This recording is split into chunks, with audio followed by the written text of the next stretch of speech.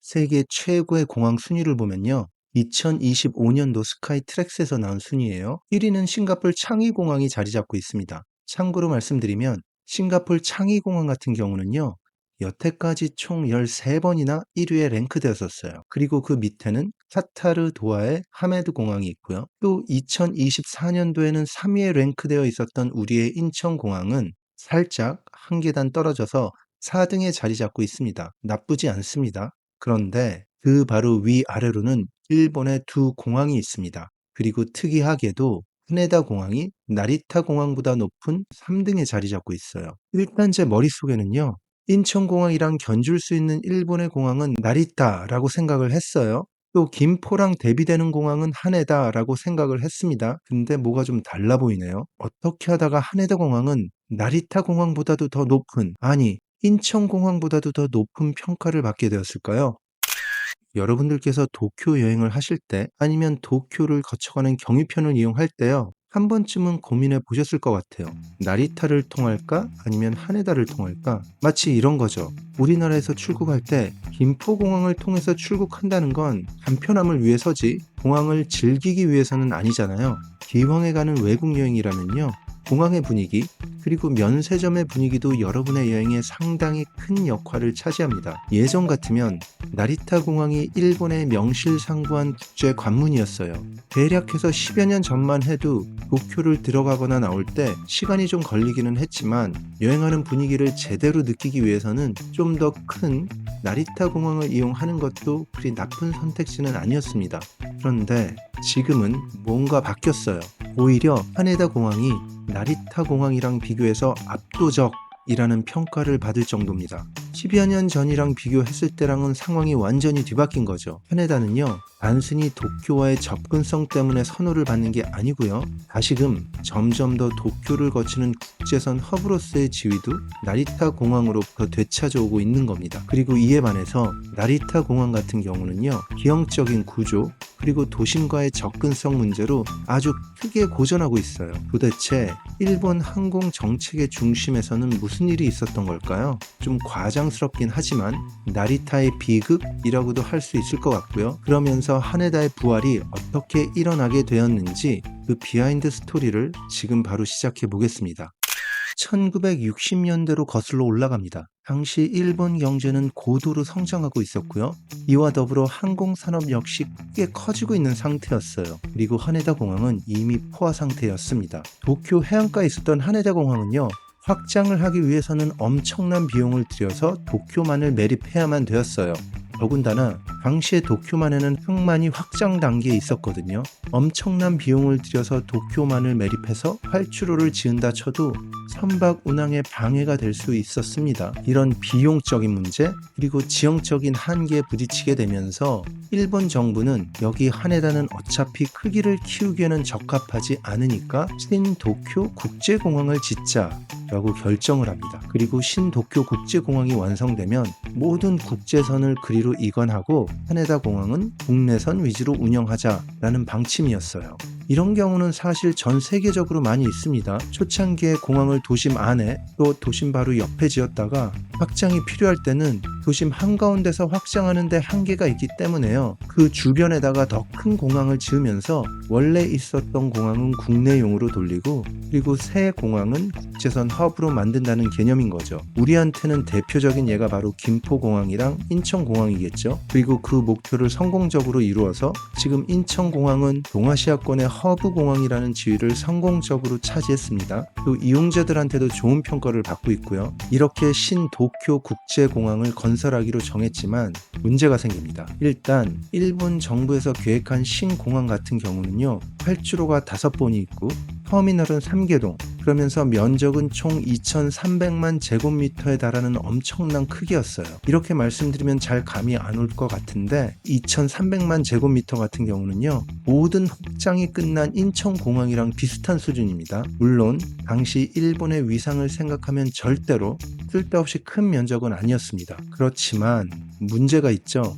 3천만 명이 거주하는 수도권에서 그런 면적의 부지를 찾고 또 매입하는 게 쉬운 일이 아니었어요. 그러다 보니까 일단 신공항을 자발적으로 유치하겠다는 시는 하나도 나오지 않았습니다. 결국에 어쩔 수 없이 몇 년 동안의 검토 기간을 가진 다음에 1965년도에 치바현에 있는 도미사토시를 신공항 부지로 선정했습니다. 근데 이 당시에 도미사토시 같은 경우는요, 이미 도쿄의 위성 도시로서 한참 커가고 있는 상태였어요. 주민들도 늘어나고 있었고요. 마른 하늘의 날벼락인 거죠. 도미스토시 입장에서는요. 결국 도미스토시 그리고 시민들이 격렬히 반대해서 여기다가 신도시를 짓는 것이 무산되고 말았어요. 그런데 일본 정부 입장에서는 마냥 기다릴 수는 없는 상태입니다. 계속해서 늘어나고 있는 항공 수요를 하네다 공항에서는 도저히 감당할 수 없었거든요. 결국 일본 정부는요, 그 다음 해인 1966년에 치바현의 나리타시를 신공항 부지로 선정했습니다. 여기를 선정한 이유 중에 하나가 치바현의 나리타시예요. 일본 황실에서 소유하고 있었던 고려 목장이 있었거든요. 문제는 이 황실 소유의 목장 넓이가 기껏해야 활주로 하나 정도 들어갈 넓이였고요. 나머지는 민간인의 농지를 다 매입해야 되는 거였습니다. 그런데 문제는 농지를 소유하고 있던 민간인들한테는 이 농지는 생계와도 직결되는 문제였어요. 그런데 정부가 사전 협의도 없이 공항을 짓겠다, 그러니까 당신들의 땅을 매입하겠다 라고 발표를 해버린 거죠. 이런 말이 통할 리가 없죠. 보상이라도 충분히 했으면 그래도 가능했을지 모르지만 보상도 넉넉하지 않았다고 합니다. 이렇게 부지 선정 과정에서 치명적인 실수를 저지릅니다. 충분한 협의 없이 나리타시를 최종 선정했어요. 그런데 문제는 그 전년도에 이미 도미사토시를 발표했다가 철회를 했잖아요. 일본 정부 입장에서는 이걸 다시 반복할 수는 없었습니다. 그래서 이번에는 그냥 밀어붙입니다. 그리고 결국 이는 지역 농민들의 거센 반대에 부딪혔어요. 그러면서 여기에 사회당의 신좌파 세력까지 개입하면서 이른바 산리즈카 투쟁이라는 일본 현대사의 최악의 유혈 사태까지 벌어집니다. 참고로 말씀드리면요, 산리즈카 투쟁이 뭐냐 하면 1966년 나리타가 신공항 부지로 선정됐을 때부터 현재까지 이어오고 있는 일본 나리타 국제공항 건설에 반대하는 격렬한 민중운동이에요. 이건 단순하게 지역 이기주의를 넘어서요, 국가의 일방적인 행정이랑 폭력에 맞선 일본 현대사에서 가장 처절한 저항의 기록으로 평가받고 있습니다. 여러분들 잘 아실 거예요. 일본 사람들 정부의 결정에 그렇게 심하게 반대하는 일이 없습니다. 물론 개인적으로 불만이 있다 하더라도 집단적으로 정부에 반발하는 경우는 쉽게 보기 힘듭니다. 그러다 보니까 이 산리즈카 투쟁 같은 경우는요, 아주 일본의 대표적인 격렬한 민중운동으로 알려져 있어요. 결국 이 배경을 보면 배를 이어 땅을 일궈온 농민들은 신문기사를 보고서야 삶의 터전을 빼앗긴다는 사실을 알게 된 거죠. 국가에서 사전 협의 없이 그냥 발표했으니까요. 그래서 이들은 공항 반대 동맹을 결성해서요, 계속해서 저항을 시작했습니다. 이게 그냥 저항하는 정도가 아니라 나리타 공항 건설을 밀어붙이려는 정부 측이랑 엄청나게 격렬하게 충돌했어요. 그러다 보니까 나리타 공항 같은 경우는 원래 예정보다 6년이나 늦은 1978년이 되어서야 개항했습니다. 개항할 때 활주로도 모두 다 완공하지 못했고요. 철탑이랑 바리케이드에 둘러싸인 반쪽짜리 모습으로 공항을 시작했어요. 심지어 개항 전날에는 시위대가 관제탑을 점거해서 기물을 파손하는 사태까지 터지면서 개항이 미뤄졌습니다. 그럼 지금은 과연 다 끝났을까요? 그렇지 않고요. 60년이 지난 지금도 공항 활주로 중간중간에는요, 땅을 팔지 않은 농민들의 사유지가 있습니다. 좀 더 전문적인 용어로 말씀드리면 알박기 부지가 아직 남아있는 거죠. 그러다 보니까 비행기가 유도로를 그 사유지를 피해서 굽어서 돌아가는 진풍경이 벌어집니다. 그리고 지금 일본 정부는요, 2029년경 완공을 목표로 해서 제3활주로 건설을 추진 중이긴 하지만 반대파 주민들과의 법적 분쟁이랑 시위는 여전히 계속되고 있습니다. 결국 이렇게 나리타 공항이 원래 목표로 했던 활주로 건설도 아직까지 못하고 있는 상태입니다. 이런 문제들 때문에 나리타 공항은요, 원래 주어졌던 신도쿄 공항이란 타이틀을 2004년도에 반납했습니다. 이때부터는 그냥 나리타 공항으로 이름을 바꾸었어요. 그리고 나리타 공항의 문제는요, 이것 말고도 또 하나 취약점이 있습니다. 바로 접근성이었어요. 어떻게 보면 이게 더 치명적입니다. 도심에서 60km가 넘게 떨어져 있다 보니까 이동의 시간이랑 비용이 너무 크게 들었습니다. 그러다 보니까 일본 내에서도 인천공항보다 도심 접근성이 크게 떨어진다라는 비판도 많이 있는 상태고요. 이렇게 나리타 공항이 생각보다 큰 어려움을 겪는 사이에 2010년대 들어와서 하네다 공항의 반격이 시작됩니다. 먼저 일본 국내선 수요가 80년대 버블 경제의 영향을 받아서 폭발적으로 증가합니다. 그리고 이때 일본 정부는 하네다 공항의 국내선 허브화를 추진했어요. 그러면서 공항도 점점 더 발전이 되었고요. 그러다가 도쿄만 간척을 통해서 터미널이랑 활주로를 추가했어요. 이게 말이 추가한 거지 사실상 기존 하네다 공항 옆에다가 새로 공항을 하나 더 짓는 수준으로 아주 큰 공세였습니다.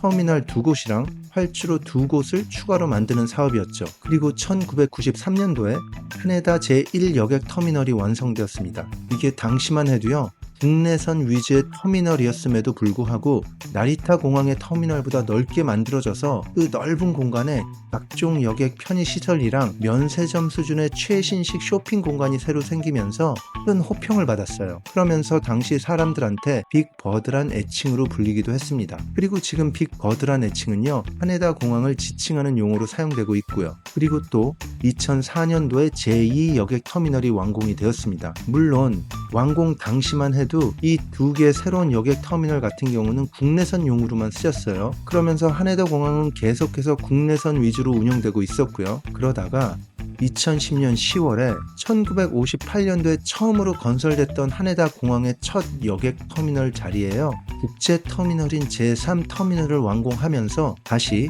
본격적으로 국제공항으로 복귀하게 됐습니다. 그리고 제3터미널 완공이랑 동시에 네 번째 활주로 B활주로를 완공하고 나서 국제선 정기편 운항을 본격적으로 재개했습니다. 하네다 공항의 무기는 명확했습니다. 바로 도쿄 도심 접근성이에요. 시내까지 30분이면 도착할 수 있었죠. 이런 시내까지 30분이면 도착할 수 있는 접근성은 항공 비즈니스의 수요를 급격하게 빨아들였습니다. 심지어는 나리타 공항보다 활주로도 더 넓어졌고요. 또 24시간 운영하게 되면서 엄청난 시너지를 내게 됐어요. 참고로 나리타 공항 같은 경우는 말이 허브 공항이지 24시간 운영되고 있지 않다고 합니다. 고민을 하던 일본 정부도 나리타 공항의 한계를 맞닥뜨리면서 결국 정책을 바꾸게 돼요. 바로 하네다 국제 허브화를 추진하게 된 거죠. 그러면서 국제선 노선을 대거 하네다로 옮기기 시작했습니다. 항공사들도 나리타를 이탈하면서 하네다로 향한 거죠. 특히나 마진이 높은 비즈니스 승객들이 더 하네다를 원했기 때문에 더더욱 항공사들은 하네다 공항으로 가고 싶어 했습니다. 결국에 지금은 제1터미널은 국내선 전용으로 운영하고 있고요. 제2터미널은 국내선이랑 국제선을 혼합해서 이용하고 있는 상태고요. 또 제3터미널 같은 경우는 완전 국제선 전용으로 이용하고 있습니다. 그리고 결국 지금은 하네다 공항 같은 경우는 나리타 공항을 제치고 일본의 대표적인 허브 공항으로 자리를 잡았고요. 그게 바로 제가 영상 처음에 보여드린 스카이트랙스 순위로 반영이 된 겁니다. 이렇게 지금 보면 모든 게 다 잘 될 것만 같은 하네다 공항이긴 하지만 이에 반해서 한계 역시 명확해요. 추가 확장은 사실상 불가능합니다. 그리고 이미 수용할 수 있는 용량은 포화 상태예요. 여기다가 나리타 공항은 다시 한번 일본 대표 공항으로서의 지위를 되찾아오기 위해서 재확장을 노리고 있는 상태고요. 그리고 참고로 말씀드리면 제가 영상 초반에 보여드렸던 스카이트랙스에서 발표하는 세계 탑 100개 공항 같은 경우는요, 공항의 규모로 얘기하는 건 아닙니다. 이 공항들을 이용한 이용객들한테 설문을 통해서 조사하는 건데요. 다양한 요소가 평가 지표로 작용이 돼요. 예를 들어서 이동이랑 접근성, 그리고 공항 터미널의 서비스, 체크인, 수화물 위탁, 그리고 출국 심사, 또 보안 검색 시 대기 시간, 그리고 여기다가 추가로 시설, 또 환경, 또 식음료, 쇼핑, 직원 서비스, 이런 다양한 것들을 참고해서 평가가 되는 겁니다.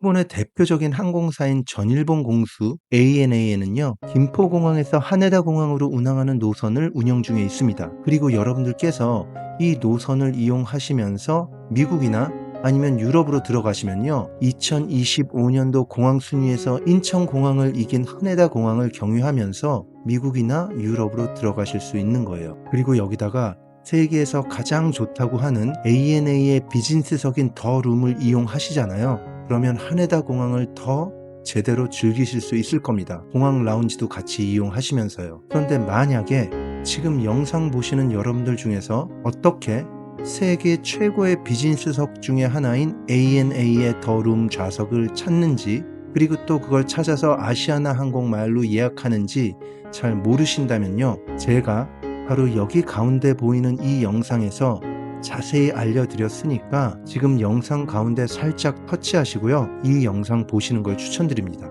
계속해서 다양한 여행 정보 그리고 마일리지 사용법을 듣고 싶으시면요. 구독 신청 잊지 마시고요. 좋아요 그리고 알람 설정은 제 채널 성장에 아주 큰 힘이 되고 있습니다. 좋은 여행 되세요. 감사합니다.